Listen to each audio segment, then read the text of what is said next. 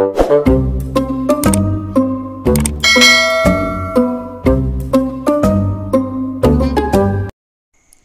Morning students, welcome back. आज हम लोग अपना चैप्टर 3 शुरू कर रहे हैं। हमारा न्यू चैप्टर है शब्द विचार। इसी को मॉर्फोलॉजी भी कहते हैं इंग्लिश में, आपने पढ़ा होगा, लेकिन हम लोग यहाँ हिंदी पढ़ रहे हैं। हिंदी में इसे कहते हैं शब्द विचार। शब्द के बारे में विचार करना, शब्द के बारे में जानना। तो हम लोग देखते हैं क्या है हमारा ये न्यू चैप्टर और इसमें क्या क्या हमको पढ़ना है। एक बार इस पर बात कर लेते हैं हम लोग। तो इस चैप्टर में हम लोग सबसे पहले जानेंगे कि शब्द क्या है, उसके बाद शब्द के भेद, किन आधारों पर शब्द को बांटा गया है, ये सारी चीज़ें हम जानेंगे। इसके बारे में बेसिक नॉलेज तो आप लोगों को प्रीवियस क्लास में हो गया होगा, फिर भी उसी चीज़ को हम लोग थोड़ा और डिटेल में यहाँ पढ़ेंगे। और उसके बाद जो है इनका वर्गीकरण करके और हम इसे अच्छी तरह से समझेंगे। तो मुख्य रूप से हमें दो ही चीज़ें पढ़नी है इसमें, शब्द क्या हैं और शब्द के भेद। तो हम लोग शुरू करते हैं। ऊपर देखिए हेडिंग आप लोगों को स्क्रीन पे दिख रहा होगा, शब्द विचार। तो थोड़ा सा हम लोग पीछे चले जाते हैं। शब्द को समझने के लिए हमें भाषा और वर्ण को भी समझना होता है। भाषा यानी कि जो भी हम बोलते हैं, बोलकर या लिखकर अपने भावों को प्रकट करते हैं। उसके बाद भाषा को हम लिखते कैसे हैं, तो वर्ण के रूप में। वर्ण क्या है, तो भाषा की, लिखित भाषा की सबसे छोटी इकाई है। और इसकी चर्चा करनी इसलिए ज़रूरी हो गई क्योंकि शब्द जो बनते हैं वो वर्णों के मेल से ही बनते हैं, ये जानना है, इसलिए इसकी भी थोड़ी सी चर्चा हम लोग कर लेते हैं। वर्णों की सहायता से ही शब्द बनते हैं, लेकिन शब्द क्या, वर्णों को हम कैसे भी कुछ भी जोड़ देंगे तो वो शब्द बन जाएंगे? तो यहाँ इसका जवाब होगा नहीं। वर्णों को कैसे भी जोड़ने से वो शब्द नहीं बनेंगे, और शब्द बनेंगे भी तो वो सार्थक शब्द नहीं होंगे, उसका कोई मतलब नहीं होगा। जैसे देखिए यहाँ आप लोगों को कुछ इमेज दिख रहा है। इमेज में आपको ऊपर एक, सबसे पहले यहाँ एक मकान दिख रहा है, एक किसान दिख रहा है और कुछ यहाँ पे फल दिख रहे हैं। तो इससे हम ये दिखाना चाह रहे हैं कि शब्द बनाने के लिए म जोड़ का जोड़ न, म जोड़ का जोड़ न, उसके बाद की जोड़ सा जोड़ न, तो की सा न को जोड़कर क्या बना, किसान। लेकिन यही अगर हम लिख दें न जोड़ सा जोड़ की या सा जोड़ की जोड़ न, तो क्या ये शब्द होगा? नहीं, ये इससे हमें किसान का पता नहीं चलेगा। वर्ण सारे वही हैं लेकिन उल्टे पुल्टे हैं। फल फल है, फ जोड़ ल, बचपन से ही सीखते आए हैं, फ जोड़ ल फल फल। तो अगर इसको हम लिख दें ल जोड़ फ, तो शब्द बन जाएगा लफ। तो क्या लफ का कोई मतलब होता है? लफ का कोई मतलब नहीं होता है। तो इसमें अगर हम वर्णों का क्रम बदल दें तो शब्द का मतलब बदल जाता है। कभी कभी तो वर्णों का क्रम बदलने से नए शब्द बन जाते हैं, लेकिन मैक्सिमम क्या होता है, वर्णों के क्रम बदलने से जो शब्द बनते हैं वो निरर्थक होते हैं उसका कोई मतलब नहीं होता है। तो इस तरह से हम कह सकते हैं कि वर्णों के सार्थक समूह को, वर्णों के सार्थक समूह को शब्द कहते हैं, है ना। समूह है वर्णों का, लेकिन अगर जो सार्थक यानी सही तरीके से उसका अरेंजमेंट होगा तभी वो शब्द बनेंगे और हमें उसका मतलब पता चलेगा। नेक्स्ट टॉपिक आपको दिखाई पड़ रहा है स्क्रीन पे, शब्द तथा पद। शब्द तो आपने देख लिया, अब पद क्या होता है।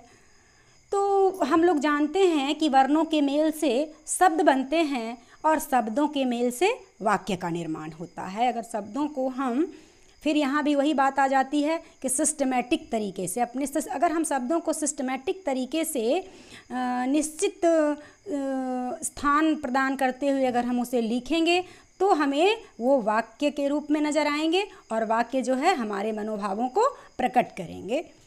और अगर उनके लिखने का क्रम सही नहीं होगा, वहाँ शब्दों का क्रम सही नहीं होगा, तो उसमें वो जो है उनका मतलब बदल जाएगा। हम जो कहना चाहते हैं उस वाक्य के द्वारा हम वो नहीं कह पाएंगे।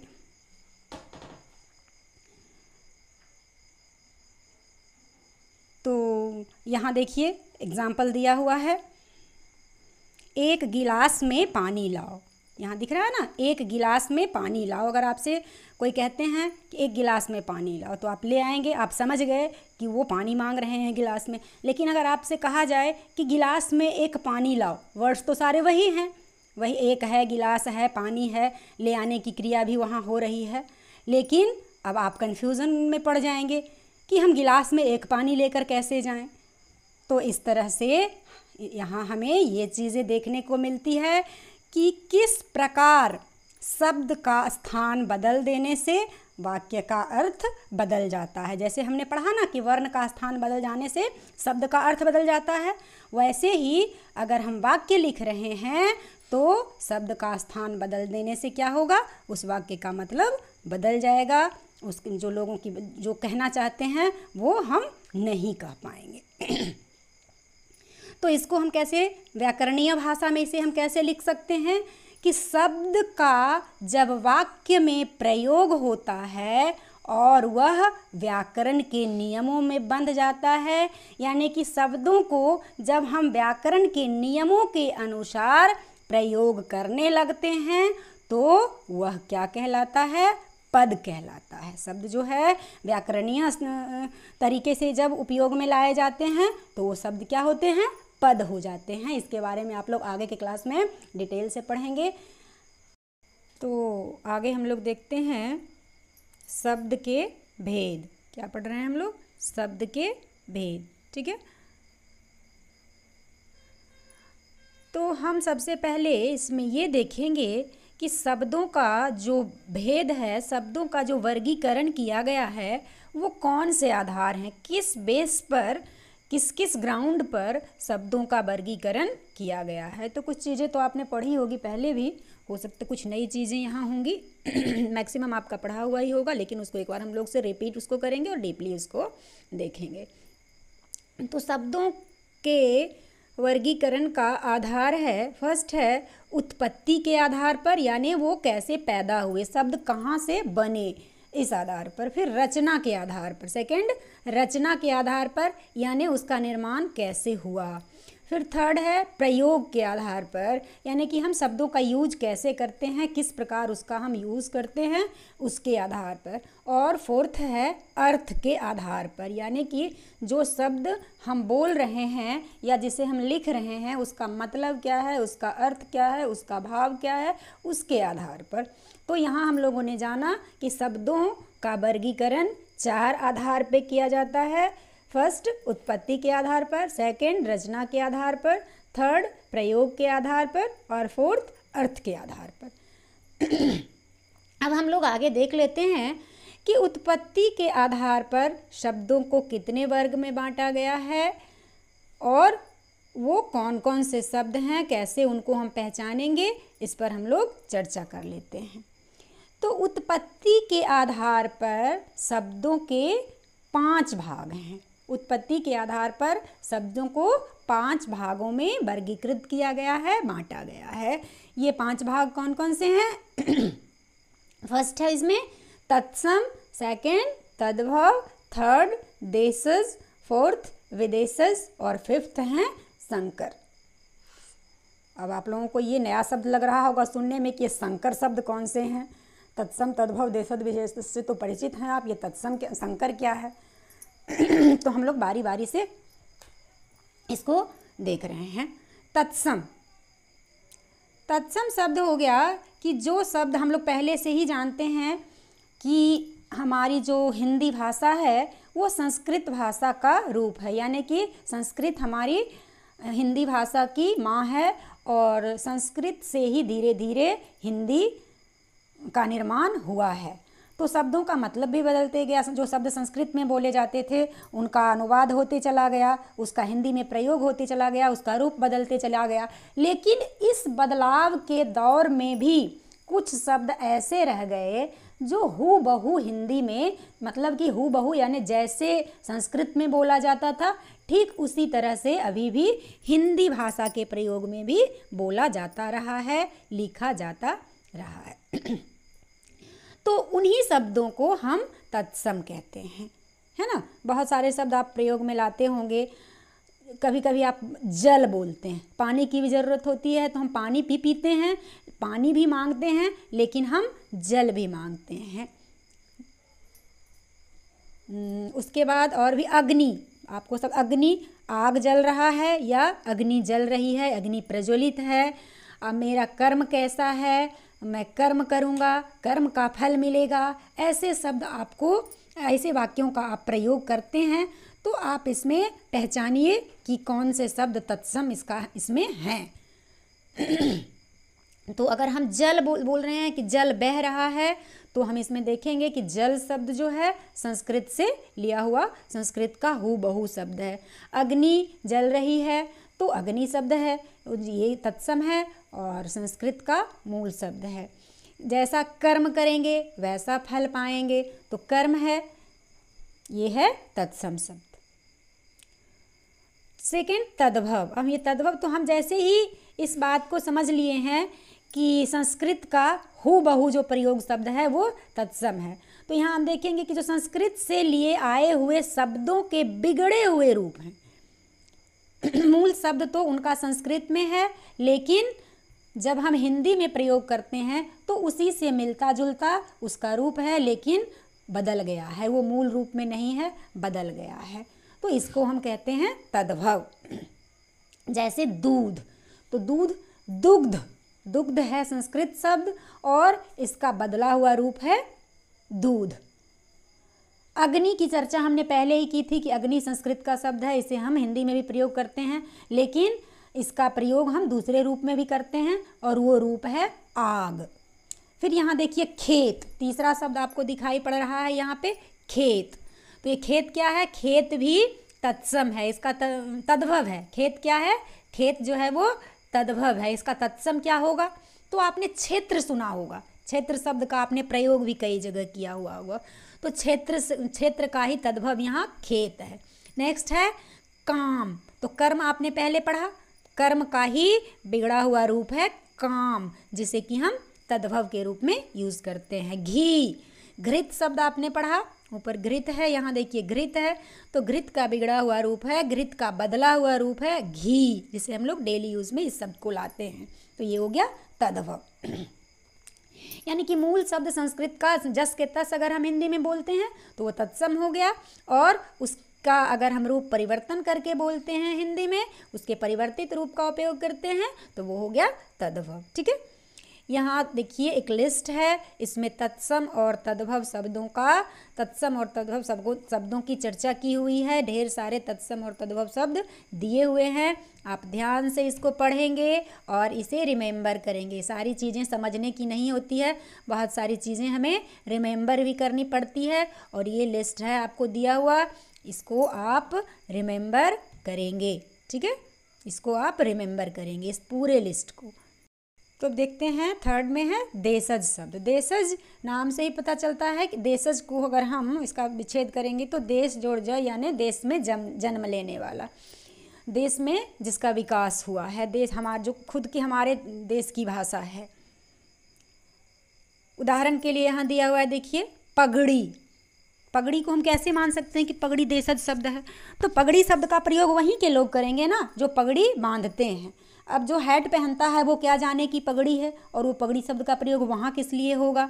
लोटा, डिबिया, ये सब ऐसे शब्द हैं जो हमारे ही देश में बोले जाते हैं, और हम खुद अपनी सुविधा के अनुसार हमने उसका नाम रखा हुआ है। ये हमारे देश में पैदा हुए हैं, हम देश के लोग ही इसको यूज़ करते हैं, इसका हम इस्तेमाल करते हैं। ये किसी और भाषा से लिए हुए नहीं हैं, हमारे लोकेलिटी के ये शब्द हैं, हमारे क्षेत्रीय भाषा के ये शब्द हैं। तो ये हो गया देशज शब्द। देख लीजिए, पगड़ी, थैला, डिबिया, लोटा, खिड़की इत्यादि ये शब्द हैं, ये सब देशज शब्द के अंतर्गत आते हैं। अब नेक्स्ट है विदेशज शब्द। तो इसके नाम से पता चलता है कि ये विदेश से आया हुआ होगा। विदेशज का मतलब विदेश से आया हुआ है। तो विदेश का मतलब सिर्फ अंग्रेजी शब्द ही नहीं है। अगर हम विदेशज शब्द की बात करेंगे तो आप लोग सबसे पहले हमारे माइंड में आ जाएगा इंग्लिश वर्ड्स।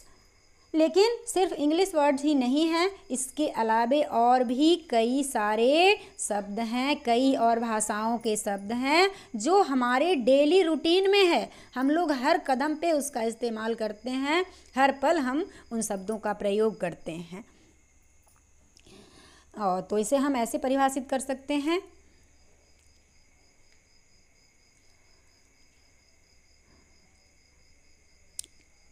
कि विदेशी भाषाओं से जो लिए गए शब्द हैं और उनका हम अपनी हिंदी भाषा में प्रयोग करते हैं, उसे हम विदेशज शब्द कह सकते हैं, व यो विदेशज शब्द कहलाते हैं। तो यहाँ देखिए, कई भाषाओं के विदेशी शब्दों का इस्तेमाल यहाँ किया गया है। अंग्रेजी में, अंग्रेजी तो मान लिया कि समझिए कि हम लोग 200 वर्षों तक अंग्रेज़ों के ग़ुलाम रहे। हमारी पूरी कल्चर जो है वो अंग्रेज़ी से प्रभावित हो गई और इंग्लिश का बहुत सारा शब्द जो है हमारे यूज़ में आ गया। उसके अलावे भी आप लोगों ने विविधता चैप्टर पढ़ा हुआ होगा अपने सिविक्स में, और हम लोगों ने जाना है कि अलग अलग परिवेश से, अलग अलग देश से हम लोग हर चीज़ जो है सीखते आ रहे हैं। हमारे देश की ये खूबी है। तो और भी जैसे यहाँ देखिए कुछ शब्द दिए हुए हैं। फ्रेंच यानी फ्रांस से लिए, फ्रांस की भाषा के जो शब्द हैं। चीनी यानी चाइना के कुछ शब्द हो गए। अरबी, अरब कंट्री से लिए हुए। फारसी भी वहीं से रिलेटेड हो गया। पुर्तगाली जो डचेज थे उनके बारे में हम लोगों ने पढ़ा था, पुर्तगाल से आए हुए लोगों की भाषा। तुर्की, तुर्क से आए हुए लोगों की भाषा। और उससे हम लोगों ने कुछ कुछ शब्द जो है अपना लिए और वो हमारी भाषा की शोभा भी बढ़ा रहे हैं, विदेशज शब्द के रूप में इसे हम जानते हैं।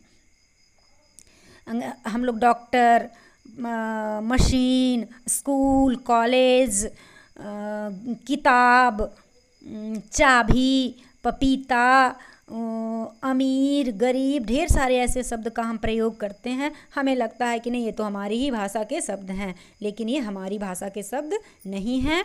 ये दूसरे देशों से आई हुई भाषा के शब्द हैं, दूसरी भाषा के शब्द हैं। यहाँ देखिए पूरा लिस्ट इसका दिया हुआ है कुछ शब्दों का, कुछ अंग्रेजी शब्द के, कुछ फ्रेंच के, कुछ चीनी के, कुछ अरबी के। इसे आप लोग रिमेंबर करेंगे, इसको ज़रूर, इसको आप लोग रिमेंबर करने की कोशिश करेंगे।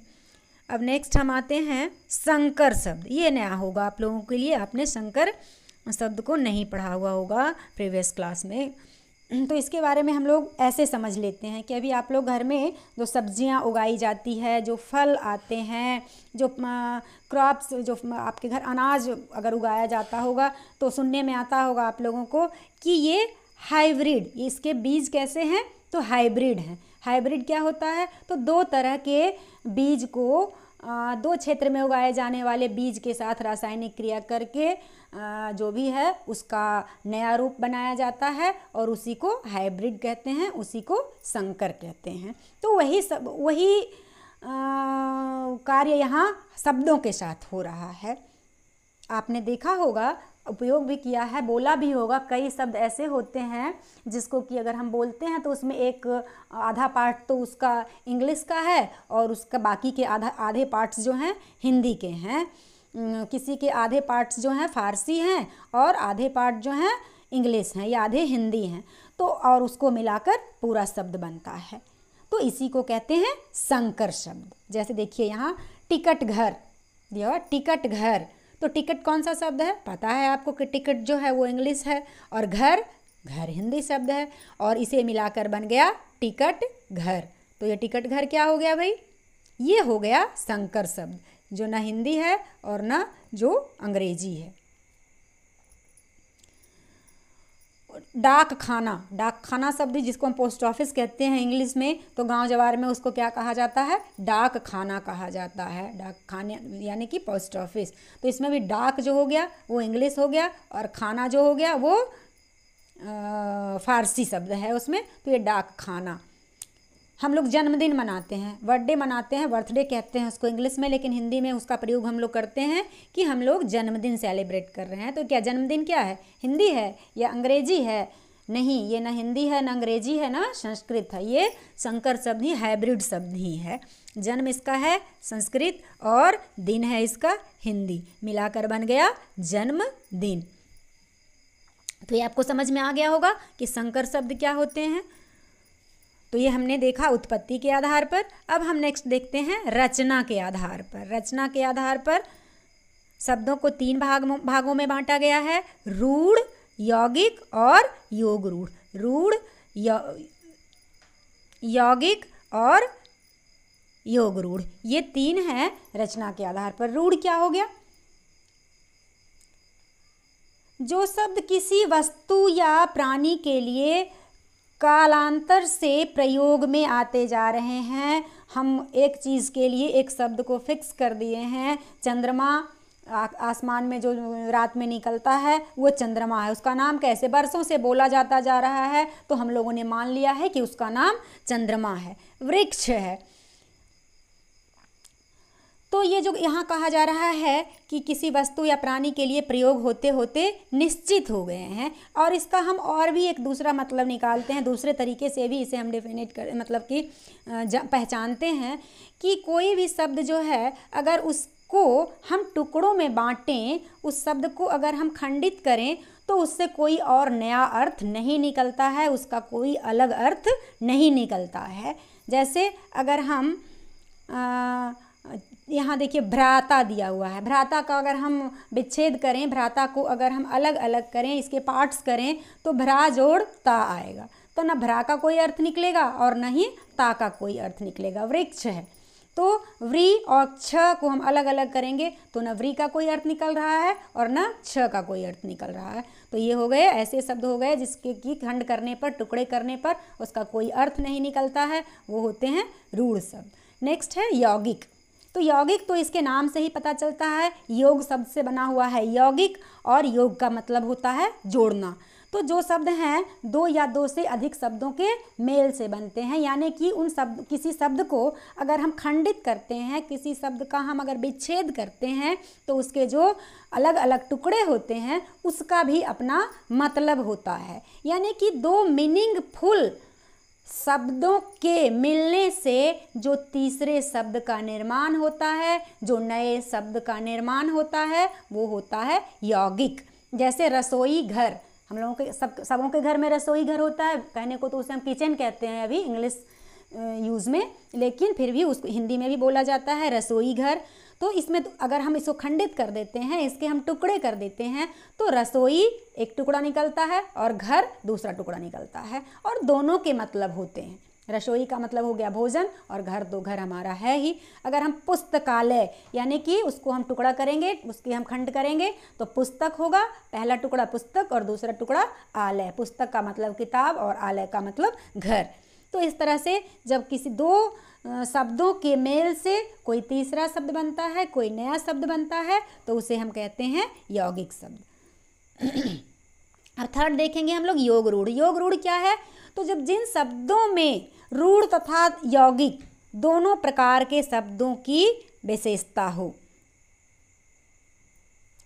जो शब्द 2 या 2 से अधिक शब्दों के मेल से बने हैं लेकिन उसका अर्थ जो है कहीं और जा रहा है ना। हम कह तो रहे हैं लंबोदर, तो इसको हम अगर इसके टुकड़े करते हैं तो इससे 2 शब्द निकलता है, लंबा जोड़ उदर। तो लंबा जोड़ उदर, लंबोदर शब्द का प्रयोग क्या किसी के लिए भी हम करते हैं, या किसी सारे लोग लंबा, जिसका उदर है, जिसका मोटा पेट है, तो सब लोगों को हम लंबोदर कहते हैं? नहीं, लंबोदर से हम एक विशेष व्यक्ति को, एक विशेष भगवान को जानते हैं, वो हैं गणेश जी। पंकज, पंकज का विच्छेद हम करते हैं तो क्या निकलता है? पंक जोड़ ज, यानी कि पंक यानी कीचड़ और जन्म में जन्म लेने वाला। तो पंकज का जो अर्थ निकलता है, तो इससे क्या, पंक जो भी कीचड़ में जन्म लेने वाला है सबको हम पंकज कहते हैं? नहीं, यहाँ हम सिर्फ कमल को ही पंकज के रूप में जानते हैं। पंकज का कमल का पर्यायवाची पंकज होता है। वैसे ही हिमालय। जलज, जलज का मतलब हुआ जल में जन्म लेने वाला। तो जल में जन्म, तो मछलियाँ भी जल में ही जन्म लेती है, बहुत सारे कीड़े, कछुआ है और भी कई तरह के जीव हैं जो जल में जन्म लेते हैं, लेकिन इन्हें हम जलज के नाम से नहीं जानते हैं। अगर जलज बोलना होता है तो जलज सिर्फ कमल को ही कहा जाता है, कमल का पर्यायवाची जलज भी है। तो इस तरह से कई शब्द हैं जो कि उनका मतलब कि तीसरा अर्थ निकल जाता है। हिमालय है तो हिम जोड़ आलय, यानी कि बर्फ़ का घर। तो क्या जितने भी बर्फीले पर्वत हैं सभी को हम हिमालय कह सकते हैं? बहुत सारे पर्वत हैं जिस पे हमेशा बर्फ़ जमा हुआ होता है, लेकिन सारे पर्वतों को हम हिमालय नहीं कह सकते हैं, ये एक विशेष पर्वत का नाम है। अब हम थर्ड पे आते हैं। थर्ड है प्रयोग के आधार पर, यानी कि शब्दों का जब हम प्रयोग करते हैं व्याकरणीय रूप में, जब हम उसका इस्तेमाल करते हैं। व्याकरणीय रूप आपको पहले भी इसकी चर्चा हमने किया था इस पर। वो क्या होता है कि जब शब्द एक निश्चित क्रम में बंधने लगते हैं, संज्ञा, सर्वनाम, विशेषण, क्रिया, इन सबों का जो वाक्य के बनाने के क्रम में, वाक्य के रूप में लिखने में इनका जब निश्चित क्रम होता है, तो हम जब इसका प्रयोग करने लगते हैं तो इस प्रयोग के आधार पर शब्दों को दो भागों में बांटा गया है। ये शब्द हैं विकारी और अविकारी। प्रयोग के आधार पर शब्दों को कितने भागों में बांटा गया है? दो भागों में। फर्स्ट विकारी और सेकंड अविकारी। विकारी का मतलब क्या है? कुछ शब्द हिंदी भाषा में जब हम लिखते हैं, शब्दों का हम वाक्य में प्रयोग करते हैं, तो कुछ शब्द ऐसा होता है जो हम कैसा भी सेंटेंस क्यों न लिखें, पुल्लिंग का वाक्य लिख रहे हैं, स्त्रीलिंग का लिख रहे हैं, एक वचन में प्रयोग हो रहा है, बहुवचन में प्रयोग हो रहा है, तो कुछ शब्दों का जो है वाक्य में प्रयोग करते वक्त उसमें परिवर्तन हो जाता है।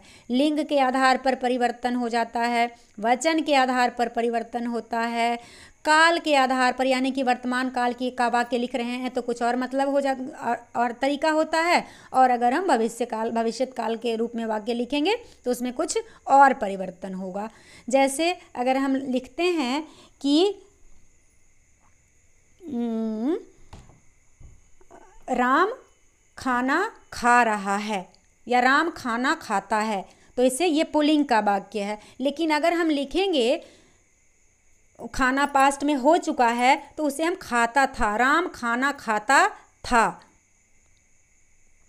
अगर हम लिंग की बात करें तो सीता खाना खाती थी, तो यहाँ जो खाने की क्रिया हो रही है, इस खाने की क्रिया जो खाना शब्द है, इसका रूप जो है वो परिवर्तित हो जाता है, खाता था हो जाएगा, खाती थी हो जाएगा।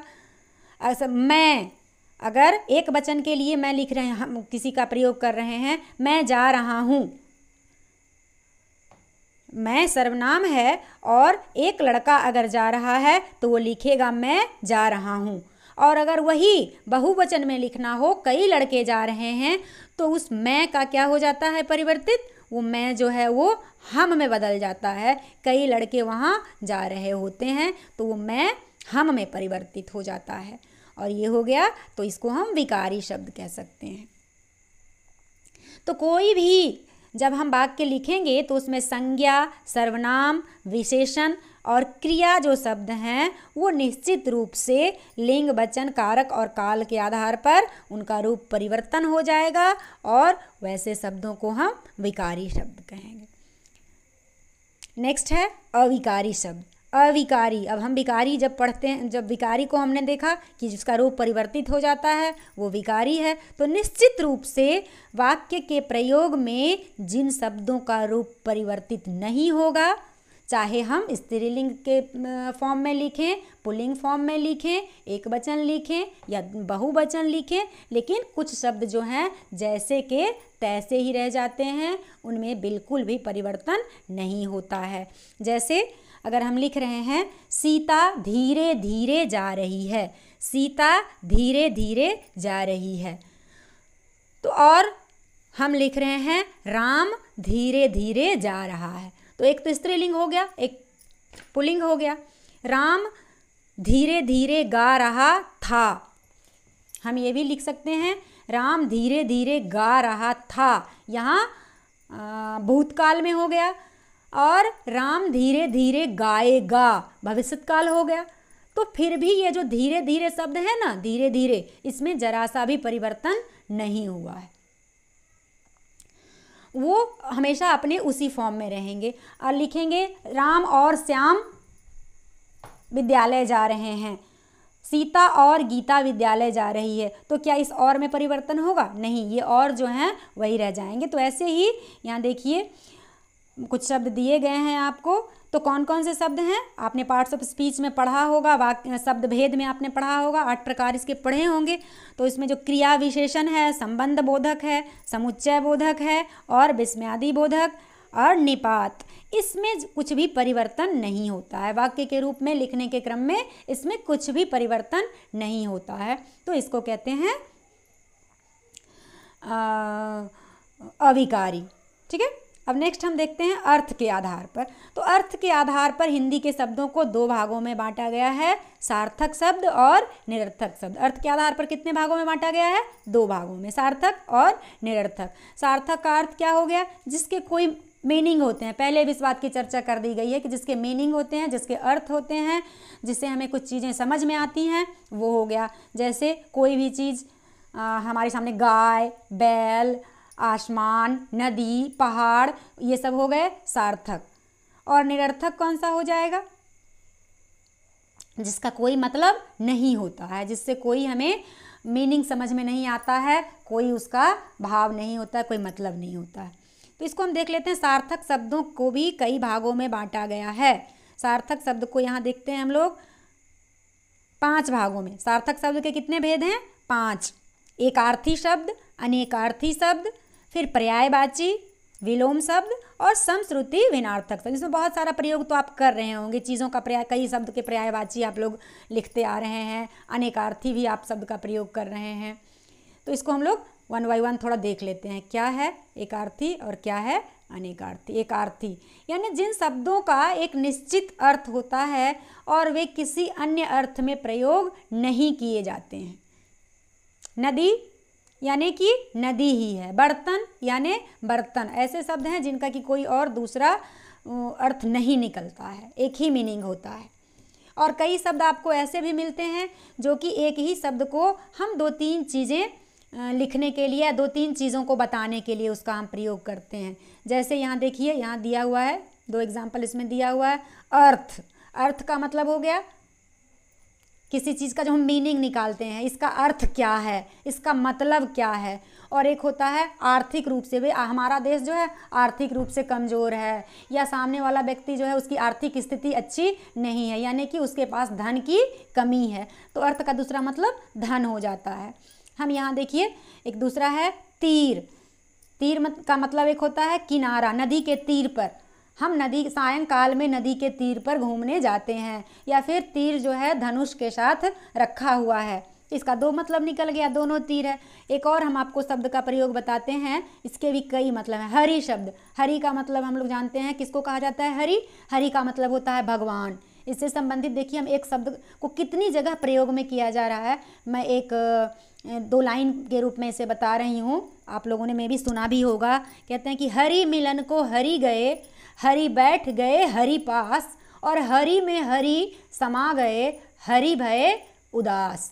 या एक ही हरि का यहाँ कई मतलब है। हरि मिलन को हरि गए, हरि सांप को भी कहा जाता है और हरि मेंढक को भी कहा जाता है, और हरि तालाब को भी कहा जाता है।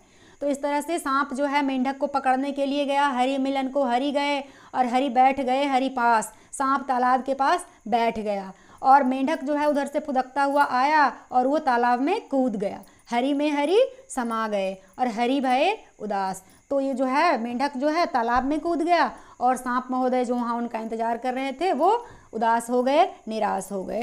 तो इससे पता चलता है कि कुछ शब्द ऐसे होते हैं कि एक ही शब्द के कई अर्थ होते हैं। तो इसको हम अनेकार्थी शब्द कहते हैं। उसके बाद नेक्स्ट है पर्यायवाची शब्द। पर्यायवाची तो आप लोग पढ़ते ही आ रहे हैं कि वे शब्द जो एक ही अर्थ को व्यक्त करते हैं, एक शब्द के जो उसको कई तरीके से बोला जाता है, जैसे पानी तो जल, जीवन, तोय, अम्बु, नीर, घोड़ा, अश्व, घोटक, तुरग, तुरंग, तुरंगम, आकाश, आसमान, गगन, नभ, ये सारे जो हो गए वो पर्यायवाची हो गए। उसके बाद विलोम शब्द, इससे भी आप लोग पूरे अच्छे से परिचित हैं। उल्टा शब्द इसी को हम कहते हैं, विपरीतार्थक शब्द इसी को हम कहते हैं, जैसे दिन का रात, ऊंचा का नीचा, कच्चा का पक्का, ये सारा जो हो गया विलोम शब्द हो गया। अब फिफ्थ है यहाँ समश्रुति भिन्नार्थक शब्द, यानी बहुत सारे शब्द जो हैं सुनने में तो एक जैसे लगते हैं लेकिन उसका मतलब कुछ और होता है।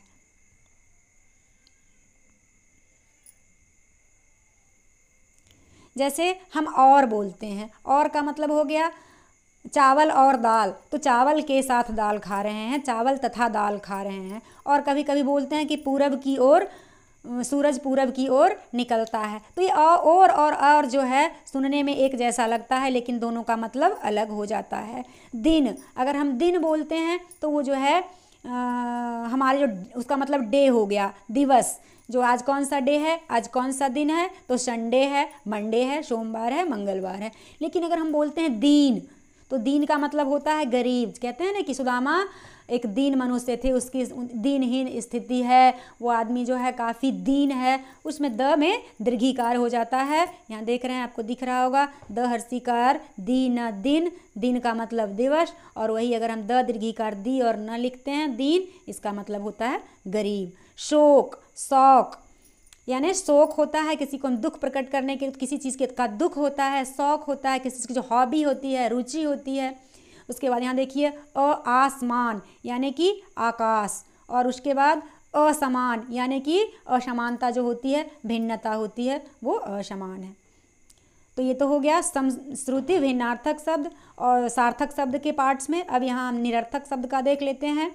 हमने पहले ही कहा कि कुछ शब्द ऐसे होते हैं जिनका कि प्रयोग साथ में किया जाता है, किसी शब्द के साथ में उसको हम बोल देते हैं, अगर हम अलग उसका प्रयोग करें तो उसका कोई मतलब नहीं होता है। जैसे हम कहते हैं ना, कुछ खाने को दो, कुछ रोटी वोटी है खाने के लिए लाइए, किसी के यहाँ जाते हैं, यार चाय वाय पिलाओगे, पानी, आते हैं शाम को घर से बाहर से थके हुए तो बोलते हैं यार पानी वानी लाओ ना, तो ये पानी तो पानी है, लेकिन वो वाणी क्या है, वाणी का हम अलग से कोई मतलब निकालेंगे तो वहाँ उसका कोई और मतलब नहीं निकलता है। चाय तो हम पीते हैं, बट ये जो वाय है, चाय के साथ जो ये वाय है, ये वाय क्या है, वाय का कोई मतलब समझ में आता है नहीं।